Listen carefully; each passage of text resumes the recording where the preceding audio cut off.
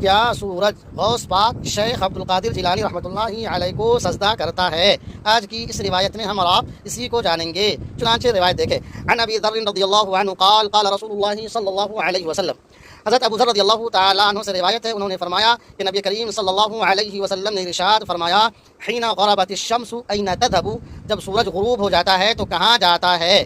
جب سورج غروب ہو جاتا ہے تو کہاں جاتا ہے؟ قلت اللہ ورسولہ اعلم، میں نے کہا اللہ اس کے رسول بہتر جانتے ہیں کہ کہاں جاتا ہے۔